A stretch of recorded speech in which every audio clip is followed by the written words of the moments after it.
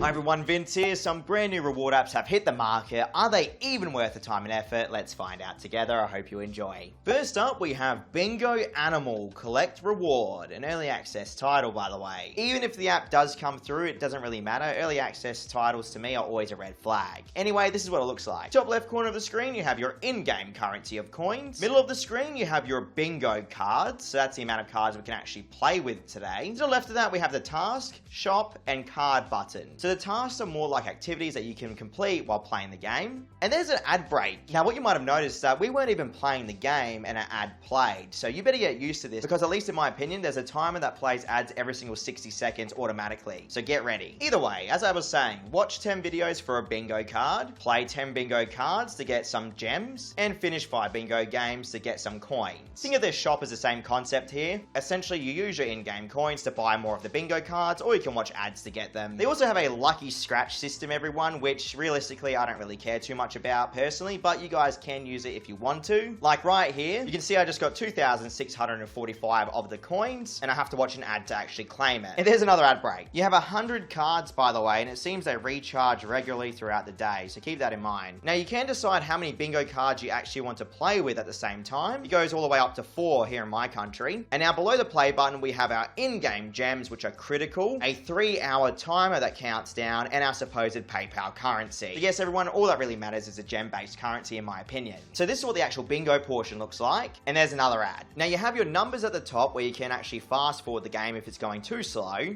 You have your balls left, and you have a little power-up gauge there. Every time you match a number, you slowly fill up that little gauge, which I'll do it right now, everyone. See, tapping on 38, 59, grabbing those little gems there along the way, and we're tapping on 31. And this is what happens when you fill that gauge. I landed on a 50 coin bonus there. I'm not going to watch the ad though.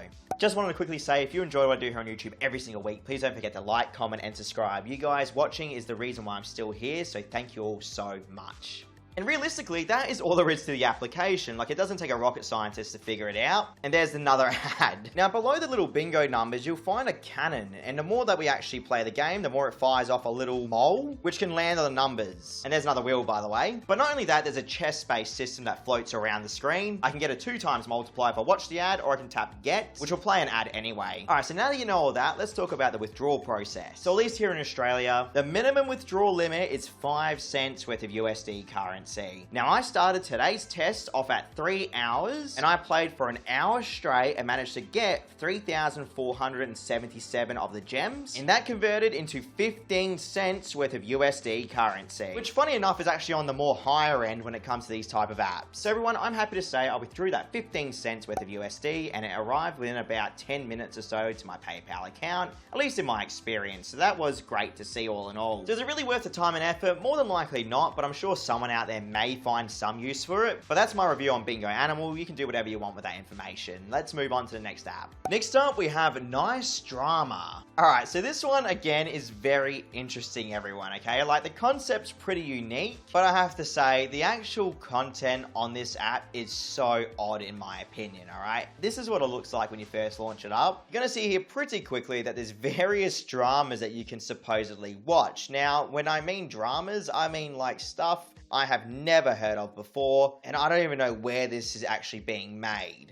What you'll see though is that it states that you can earn up to a certain amount of currency by watching these little drama flicks, such as $25, some even being $30. Now this is what the actual video player portion looks like. Top right corner of the screen, you have a little circle that's going to fill up the longer you watch the content for. And then once that circle's filled up, you get some coins. So this is the actual rewards page. Here you can see you have your coin income, which mine at the moment is obviously 0. And that is because every single 3 hours, those coins convert into supposed PayPal currency. There is a daily check-in area where you can get coins every single day. There is a watch shorts for coins area, watch videos for coins area, a flip card reward system, as well as other various little mini games here, all willing to give, supposedly, coins for using them. I do appreciate when developers add these little task systems in, because then obviously it keeps you using the application, but realistically, is it actually worth the time and effort, especially when they want you to watch things? So everyone, I started today's test off with 1 cent in my balance, and also the timer being on 1 hour and 45 minutes left. I then watched 1 hour and 40 minutes of content and generated 63,000 of the coins.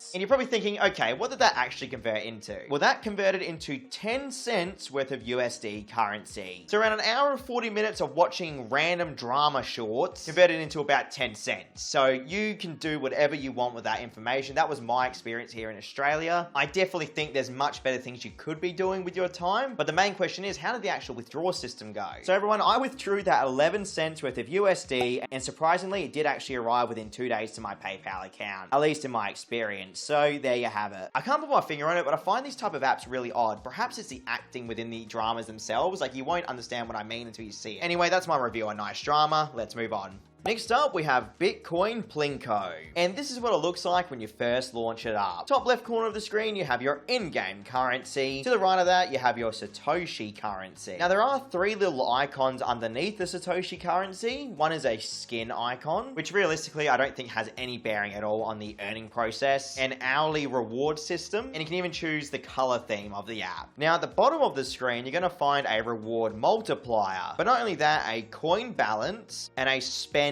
count, aka how many Plinko balls you want to drop at once. And obviously there's the big drop button. So spamming the drop button's obviously going to drop a whole bunch of Plinko balls, and mind you everyone, this has nothing to do with any type of gambling or anything along those lines. This is 100% just a game, so please keep that in mind. Where in my opinion the Satoshi part comes in is by watching advertisements. So in my opinion, if you don't see any ads, you're definitely not going to get any Satoshi. That's just from what I've seen. But realistically, this is all there is to the application. It's very, very basic and straightforward. So even though it is basic and straightforward, does that make it a bad thing? Because the apps ran on advertisement revenue, at least in my opinion, it all depends on the country. At least here in Australia, the minimum amount of Satoshi you need to withdraw is 10. So in your own country, it may be completely different, but let me just break down my test for today. So everyone, obviously I started off with 0 Satoshi at level 1. I then played for 2 hours and around 30 minutes and managed to clock up 145 Satoshi at level 21. Again, keep in mind, most of that time was literally watching advertisements. So if you don't like ads, you're definitely not going to have a good time here in my opinion. You can see I withdrew the 145 Satoshi, and I am very happy to say, at least here in Australia, that Satoshi hit my Zebedee wallet straight away, because yes, you will need a Zebedee wallet everyone,